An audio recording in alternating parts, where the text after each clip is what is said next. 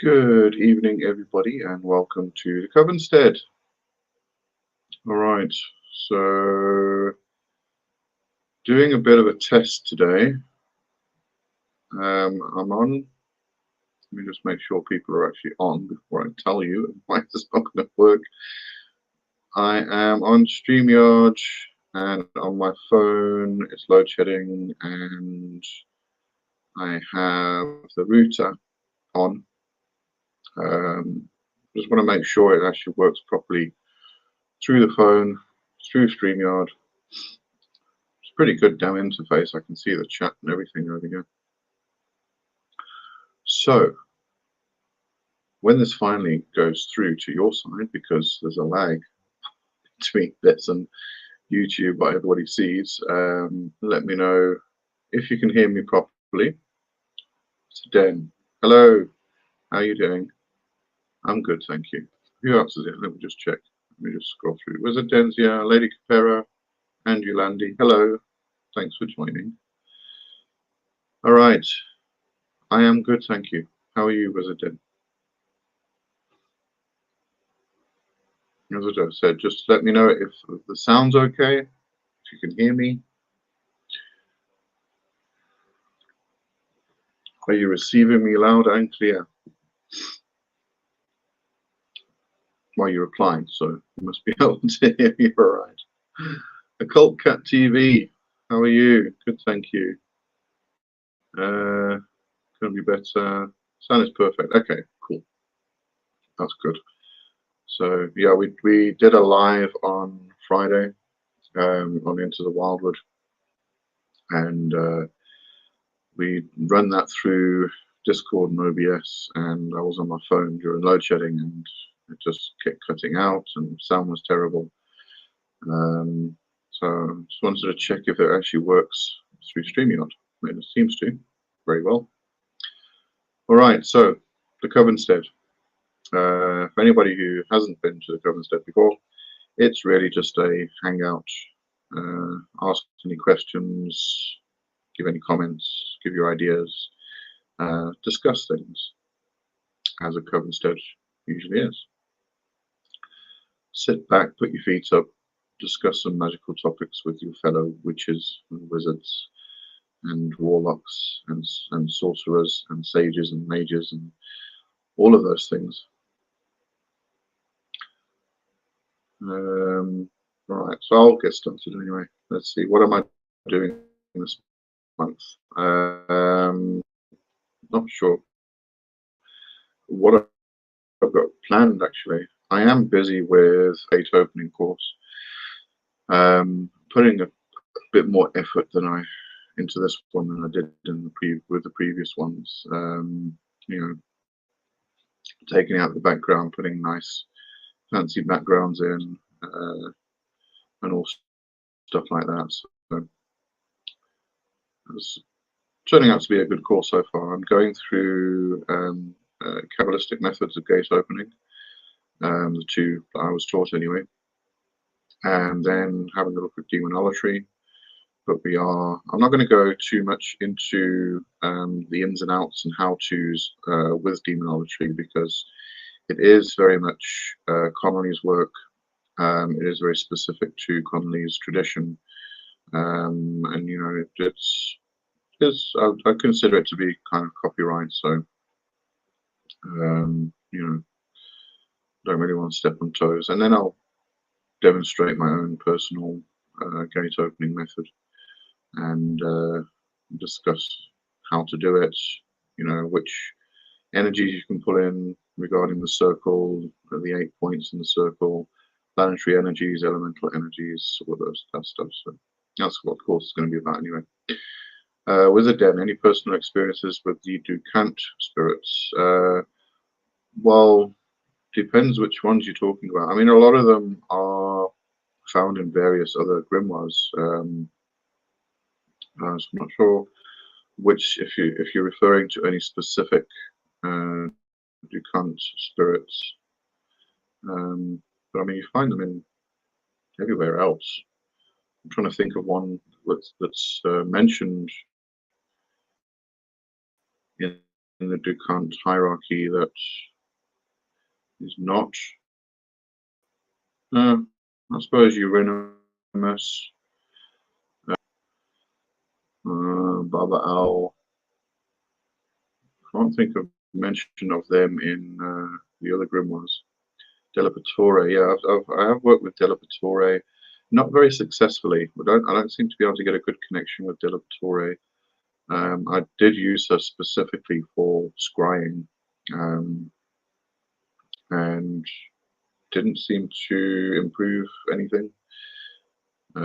So, that's only one of the spirits, But I think the death demons like Euronymous, Bulworth, Baba Al, etc. From Dukant hierarchy, those are the ones I actually find a good connection with. Belphegor, I love Belphegor. Belphegor was one of the spirits. There were 5 spirits that went into creating the first egregore in the egregore project that I do, and Belphegor was actually the main one. It's actually Belphegor that got me started on that whole thing.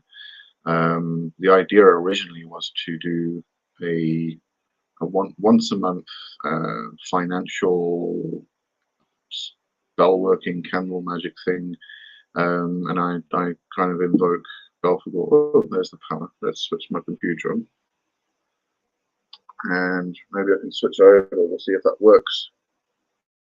So doing lots of experimentation today. So yeah, it was Belphegor that got me started on all of that, and then it developed into something else. Yes, my computer's coming. Let's see. Wizard Den. How powerful or successful do you compare witchcraft to other styles of magic? I wouldn't actually compare them. Witchcraft can be as powerful as any other form of magic, and any other form of magic can be as powerful as witchcraft. Whether it's traditional witchcraft, folk magic, ceremonial magic, demonolatry, all of it is just as powerful.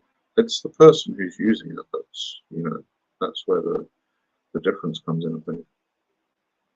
But you can do some really simple folk magic and get just as good results as a 3-hour ceremonial magic ritual. So I wouldn't like to compare any of them.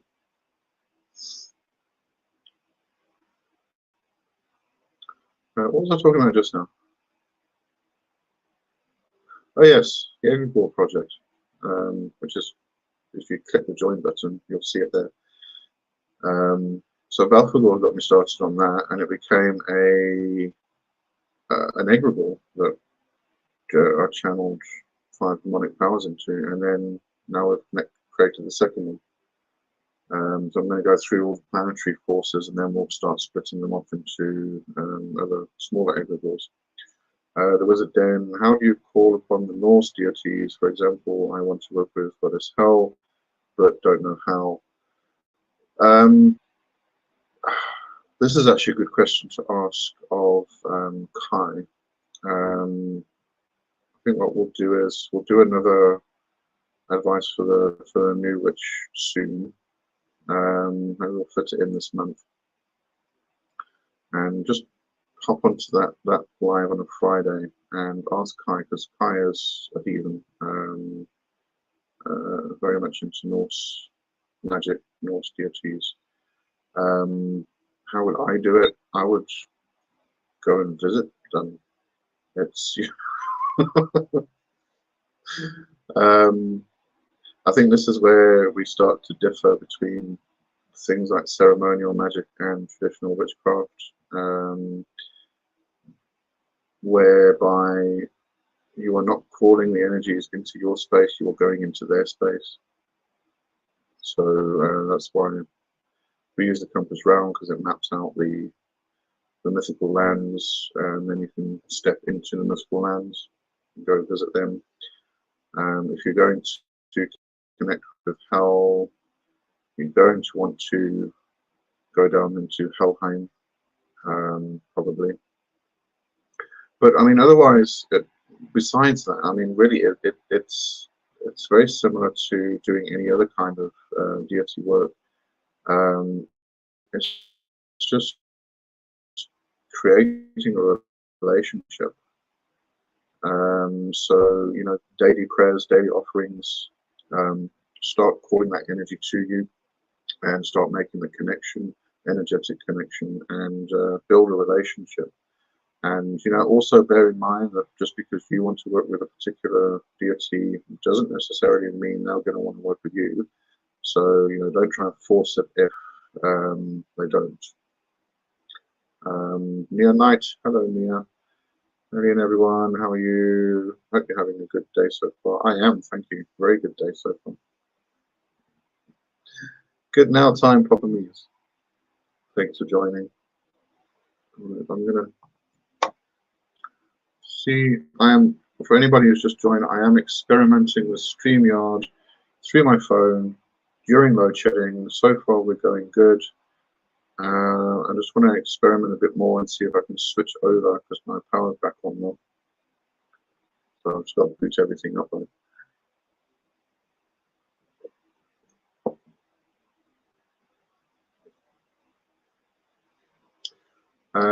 What was I talking about earlier? What I'm doing? Oh, yeah, I did speak about I'm doing the new video course gate opening. Spoke about that. I'm not going to have a crossroads this month. I haven't lined anybody up to